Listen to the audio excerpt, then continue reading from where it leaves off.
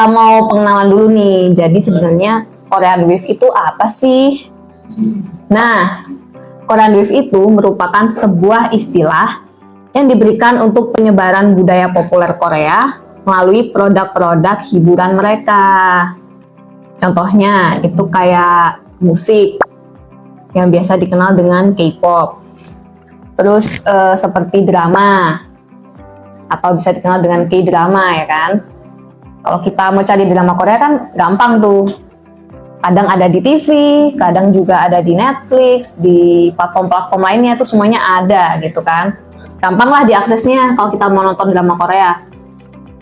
Terus Korean Wave juga bisa ada di sini tuh melalui style juga, terus melalui budaya, terus kuliner juga bisa. Kayak style-style tuh kan kebanyakan kalau cewek-cewek tuh pada kiblatnya gitu ke budaya Korea juga kan. Kayak kita jadi suka pakai style ala-ala artis K-pop gitu, suka pakai jaket atau kadang suka pakai rok-rok mini juga atau gimana gitu kan. Pokoknya hal yang berbau dengan Korea tuh kayak menarik gitu untuk diikuti. Apalagi kulinernya juga. Sekarang kan di Indonesia makin banyak tuh kayak restoran Korean food tuh, siapa yang nggak suka kan.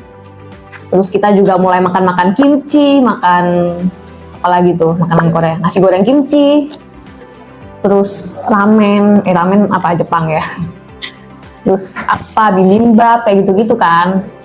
Dan di Indonesia juga banyak banget gitu restoran yang berbau Korea gitu. Nah, Korean Wave ini tersebar secara global di berbagai negara di dunia, termasuk salah satunya di Indonesia. Dan sejak masa pemerintahan Presiden Kim Dae-jung di tahun 1993 sampai 1998, Korean Wave ini memang telah dipersiapkan untuk dipasarkan ke dunia internasional. Tuh. Jadi presidennya sendiri aja tuh udah punya program gimana ya caranya biar budaya Korea kita itu bisa sampai ke mancanegara. Jadi itu misi mereka. Dan ternyata memang benar. Sekarang budaya Korea ini tuh udah menjamur di mana-mana gitu di seluruh dunia. Ternyata persiapannya juga kurang lebih 5 tahunan nih, dari 1993 sampai 1998. Kan persiapan yang sangat lama. Terus selain misi itu juga pemerintah Korea tuh juga punya misi. Kalau mereka itu ingin menghapus citra bangsa yang awalnya tradisional atau kayak terbelakang gitu, biar punya citra yang lebih bagus lagi atau citra yang lebih modern. Nah, gitu. Terus nih juga menyinggung soal Korean Wave. Pasti yang sering didengar sama orang-orang itu kan K-pop. Kalau nggak K-pop ya K-drama gitu. Nah, K-pop sendiri merupakan sebutan untuk musik pop yang ada di Korea. Kayak di Indonesia tuh ada I-pop gitu kan. Terus kalau Vietnam tuh setahu Mimin ada V-pop gitu. Kalau di Korea namanya K-pop. Terus kalau kalau K-drama itu merupakan sebutan untuk serial TV yang ada di Korea gitu. Oke, terus kalau di Indonesia sendiri kira-kira sejak kapan sih ada budaya-budaya K-pop itu masuk gitu kan? Mulainya dari mana gitu kan? Nah, ternyata budaya Korea itu masuk Indonesia diperkirakan pertama kali pada tahun 2002. Itu diprediksinya adalah setelah berlangsungnya Piala Dunia Korea Selatan dan Jepang di tahun 2002. Nah, jadi karena ada penyelenggaraan Piala Dunia itu, jadinya Korea Selatan kan pasti juga makin terkenal juga kan namanya. Nah, apalagi di Indonesia sendiri. Terus untuk stasiun TV yang pertama kali menayangkan drama Korea itu kurang lebih itu adalah di Trans TV. Dimana Trans TV waktu itu menyiarkan drama yang berjudul Mother Sea di tahun 2022. Terus seiring berjalannya waktu, beberapa stasiun TV di Indonesia tuh makin banyak yang menyiarkan drama-drama Korea. Nah, kayak kita tahu tuh dulu apa ya? Kalau Mimin dulu liatnya itu sih Indosiar, Boys Before Flower tuh. Ya kan? Siapa nih penonton-penonton yang pernah nonton drakor di Indosiar, ya kan? Pasti kan pernah nonton di Indosiar, ada di RCTI, terus di mana lagi ya dulu, banyak sih pokoknya tuh.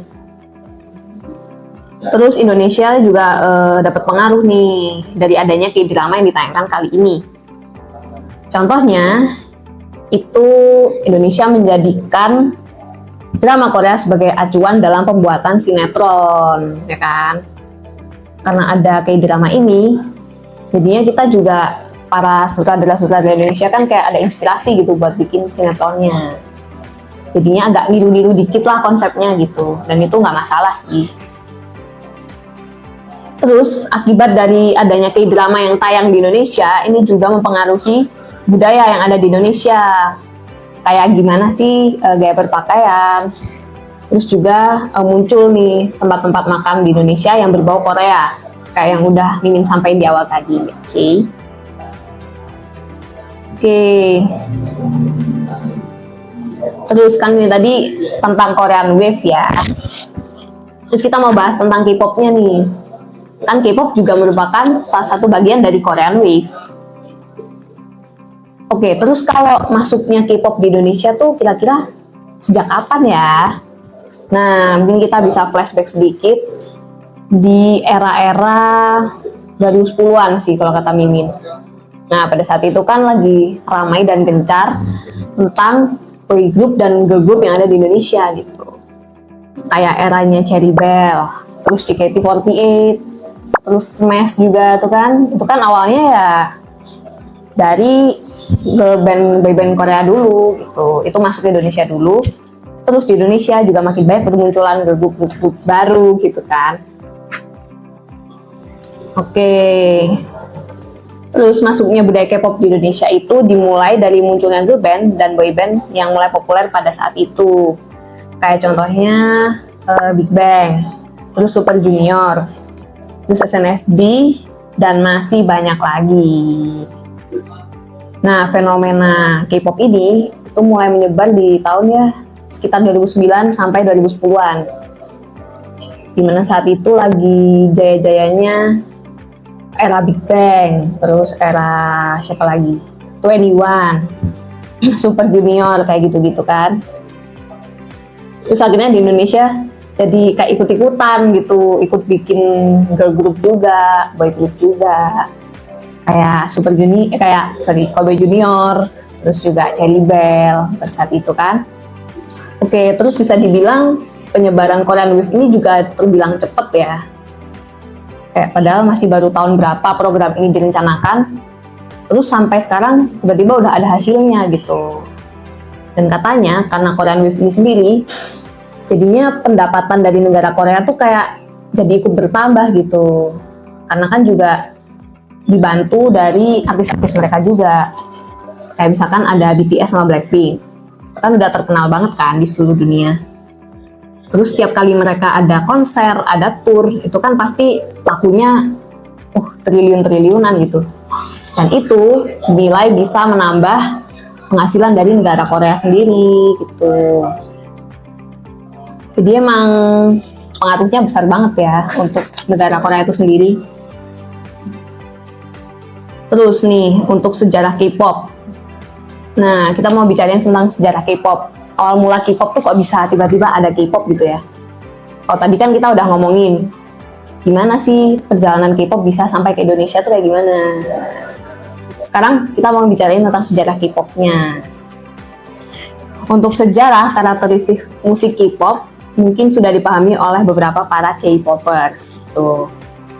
Tapi bagi orang yang masih awam akan informasi K-pop ini, ya yang pasti mereka kayak nggak tahu juga dong gitu kan. Oke. Ya K-pop itu bisa dibilang campuran dari beberapa genre musik sih. Jadi K-pop sendiri tuh kadang ada yang genre R&B, terus jazz juga ada, terus pop juga ada. Pokoknya ya kurang lebih K-pop ini ya musik yang ada di negara Korea gitu. Mau genre apapun, mau genre rock juga disebut K-pop, genre jazz juga disebutnya K-pop. genre hip hop juga disebutnya K-pop juga gitu. Terus nih pada tahun 60-an atau 1960, musik K-pop itu menggunakan genre dari musik dunia barat. Nah, jadi K-pop sendiri itu juga ada pengaruh nih dari budaya barat, salah satunya dari Amerika. Kayak mungkin hip hopnya, kan musik hip hop itu kan dari Amerika ya, itu terus diadopsi ke musik Korea. Karena sebelum ada pengaruh dari budaya barat, musik Korea juga kurang lebih sama sih kayak musik-musik Indonesia yang tahun-tahun 70-an, 80-an atau bahkan 50-an gitu. Masih kayak musik-musik tradisional gitu. Mungkin ya masih tradisional lah pokoknya. Terus mulai modern itu ya di era tahun 80-an, 90-an gitu. Dimana udah muncul pengaruh dari hip hop Amerika. Nah, munculnya Korean pop modern ini ditandai dengan debutnya grup So Taiji and Boys. Nah, di mana salah satu member dari grup ini itu merupakan salah satu pendiri dari YG Entertainment atau entertainment Korea yang menaungi Blackpink saat ini. Nah, namanya Yang Hyun Suk. Nah, Yang Hyun Suk ini merupakan salah satu member dari So Taiji and Boys. Bisa dibilang grup ini jadi pelopor lah berdirinya Korean pop yang modern gitu. Lalu dengan munculnya grup musik seperti So Taiji and Boys ini tadi, itu menciptakan perubahan yang cukup besar. Grup ini memadukan elemen-elemen musik pop barat dengan unsur musik tradisional Korea. Jadi musik modern dipadupadankan dengan musik tradisional gitu ya.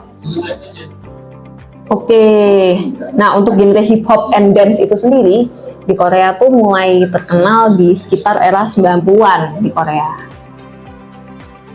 Nah, kesuksesan yang diraih sama grup ini, yang grup yang tadi mencampurkan hip hop tadi, itu mulai ditiru sama beberapa grup-grup lain. Misalnya dia tuh merupakan pelopornya gitu. Terus akhirnya muncul-muncul grup-grup lain yang juga melakukan genre yang sama. Nah, terus setelah adanya grup ini, makin muncul juga banyak agensi-agensi besar di Korea yang memproduksi atau mendirikan grup-grup lain. Salah satu agensi yang terkenal, yakni ada SM Entertainment yang berdiri di tahun 1995. Terus juga dilanjutkan dengan JYP Entertainment di tahun 1997 dan yang terakhir ada YG Entertainment di tahun 1998. Nah, pasti para K-popers nggak asing dong sama nama-nama agensi yang udah Mimin sebutin tadi. Kan tadi udah disebutin, pelopornya itu ada SM, itu berdiri lebih dulu di tahun 1995. Dimana SM ini berhasil mendebutkan grup-grup populer seperti Suju, terus Red Velvet, SNSD, terus ada lagi dulu TVXQ, BoA. Pokoknya SM ini juga pernah kok kalau nggak salah ngadain konser di Jakarta ya dulu, namanya SM Town. Mimin inget banget tuh. Dulu waktu zaman SD, Mimin inget teman Mimin ada yang sampai berain nonton ke sana kalau nggak salah sama orang tuanya kan, karena pengen ketemu Suju katanya dulu. Nah, tuh kayaknya sampai sekarang SM juga masih terus populer ya dengan grup-grup barunya gitu kayak NCT, terus juga aespa, itu kan juga debutan dari SM. Oke, terus setelah SM berdiri ada JYP Entertainment di tahun 1997. Dimana saat itu grup yang terkenal itu apa ya kalau JYP? Wonder Girls, tahu nggak? Yang lagunya Nobody itu ya. Tuh. Terus JYP dulu juga terkenal sama 2PM.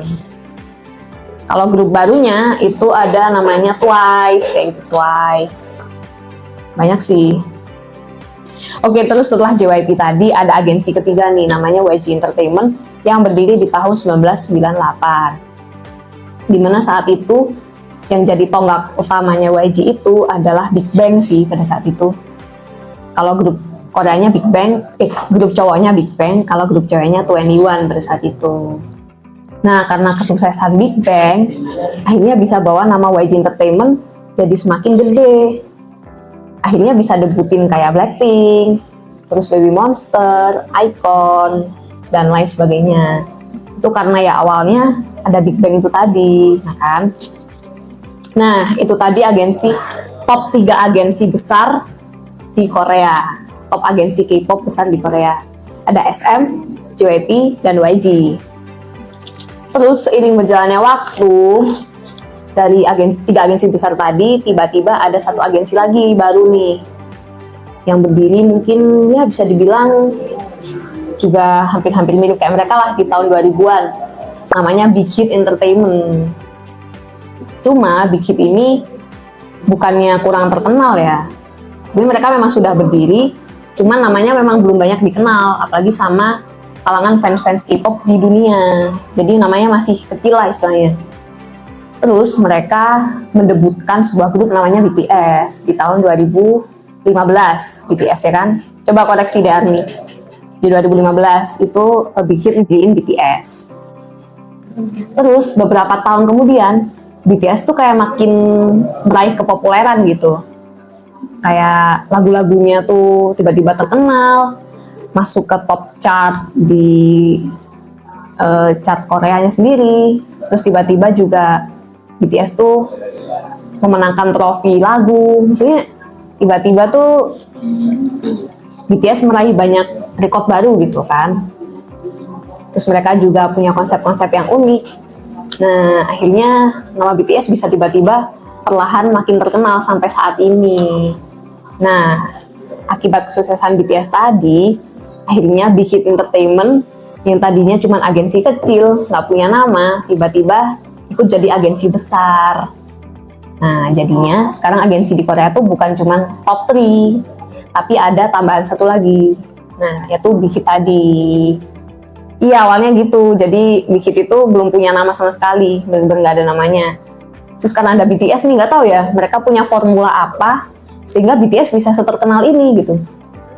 Jadi BTS itu bukan dari agensi gede atau terkenal, tapi dari agensi kecil tiba-tiba mereka punya nama dan terkenal. Wah, kayak istilahnya kayak BTS punya ramuan rahasia apa sih kok bisa jadi terkenal?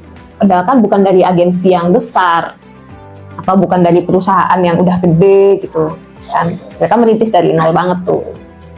Oke, salut lah pokoknya buat para artis-artis yang udah bisa membesarkan nama perusahaan mereka, apalagi nama grup mereka. Keren. Oke, terus nih di tahun 2000-an musik hip hop dan R&B itu mengeluarkan musisi-musisi yang berbakat lainnya kayak Rain, Suju, dan lain sebagainya. Terus di tahun 2000-an ini K-pop itu mendapatkan popularitas yang baik di seluruh Asia nih awalnya. Cuman di Asia doang, belum di seluruh dunia. Asia itu ya paling merepet-merepet deket Korea lah. Kayak di Jepang. Terus di Cina. Awalnya tuh di situ dulu. Kayak Suju tuh tiba-tiba tur di Jepang, tur di Cina. Terus nggak lama tiba-tiba merambah ke Asia Tenggara. Salah satunya di Indonesia itu. Terus makin kesini mereka makin mendunia gitu, nggak cuma sekedar di Asia doang, tapi bisa sampai ke tiba-tiba di Amerika, di Australia, di Afrika, kayak udah menjamur banget deh Korean Wave ini gitu kan. Nah terus tadi sejarah K-pop, di tahun 2006 itu muncullah idol group seperti SNSD, terus 21, Big Bang gitu. Nah terus itu di tahun 2000-an ya. Terus makin kesini di tahun 2010-an sampai sekarang ini itu ya munculnya kayak BTS, Blackpink, terus NCT, kayak gitu-gitu. Nah bisa dibilang era-era 2010-an ini tuh merupakan era keemasannya K-pop. Karena apa? Karena di tahun ini K-pop itu makin mendunia. Ya salah satunya karena ada BTS tadi, karena Blackpink yang terkenal di mana-mana itu kan. Nah gitu nih. Kepopuleran BTS ini banyak yang nggak suka gitu. Ada haters, terus ada ya mungkin fans-fans dari klub lain yang ingin menjatuhkan. Karena ya kita juga tahu sih, semakin tinggi dia berada, pasti semakin kencang juga anginnya gitu kan. Semakin tinggi pohon, maka semakin kencang anginnya. Jadi semakin dia terkenal, pasti makin banyak juga dong rintangan-rintangan yang makin banyak ancaman gitu untuk dia. Itu udah pasti sih. Istilahnya udah hukum alam lah. Semakin kita punya nama, makin tinggi, maka makin banyak juga sih musuh-musuh yang nggak suka sama kita. Itu udah biasa. Tapi mereka tetap menyikapi hal itu dengan bijak. Ya salah satunya mereka tetap berkarir di jalan mereka gitu. Mereka nggak peduliin apa kata haters, pokoknya mereka tetap jalan lurus di apa yang harus mereka lakukan tanpa peduliin haters itu. Jadi istilahnya kayak ada haters pun aku juga bakal tetap hidup. Apaan lu haters gitu kan, nggak masalah. Oke, jadi terima kasih banyak atas perhatian kalian di live kali ini. Ya, sampai jumpa lagi di segmen selanjutnya. Jangan lupa ikutan lomba-lomba dari GG Prize. Sampai jumpa. Terima kasih.